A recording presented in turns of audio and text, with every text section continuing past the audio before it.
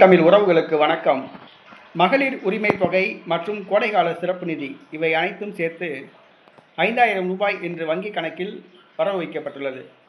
திமுக வெற்றியை மனதில் கொண்டு இந்த முடிவெடுத்து திடீரென அறிவிப்பு செய்துள்ளது. இந்த 5000 ரூபாய் கொடுக்கப்பட்டதன் மூலமாக மகளிர் வாக்குகளை கவரலாம் என்று திமுக நினைக்கிறது. ஏற்கனவே பொங்கலுக்கு 3000 ரூபாய், இப்பொழுது 5000 ரூபாய். ஆக மகளிருக்கு பணம் கொடுத்ததன் மூலமாக, இந்த 5000 ரூபாய் கொடுத்ததன் மூலமாக மகளிர் வாக்குகளை அப்படியே அழலாம் என்று திமுக நினைக்கிறது.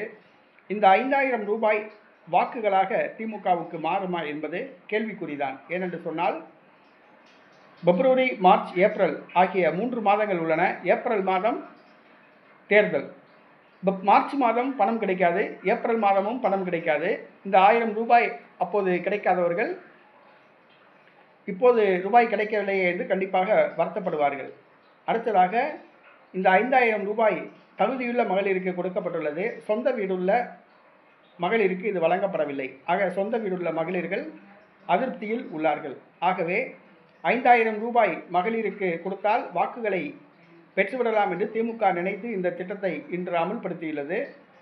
ஆனால் மகளிரில் பாதி பேர் விஜய்க்கு ஆதரவாக உள்ளார்கள். நிறைய பேர் சீமானுக்கு ஓட்டு போட திட்டமிட்டுள்ளார்கள், மாற்றத்தை விரும்புகிறவர்கள்.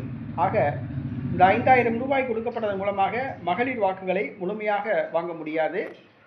பாதி வாக்குகள் கண்டிப்பாக விஜய்க்கும், பாதி வாக்குகள் சீமானுக்கும் தான் செல்லும். அதே போன்று மாற்றத்தை விரும்புகின்ற மகளிர் கண்டிப்பாக இந்த 5000 ரூபாயை பெற்றுக்கொண்டு திமுகவுக்கு வாக்களிக்க மாட்டார்கள். ஆட்சி மாற்றத்துக்காகவும் அடிப்படை மாற்றத்துக்காகவும் அவர்கள் வாக்களிப்பார்கள். ஆக திமுகவுக்கு இந்த 5000 ரூபாய் வாக்குகளாக மாறுமா என்பது கேள்விக்குறிதான்.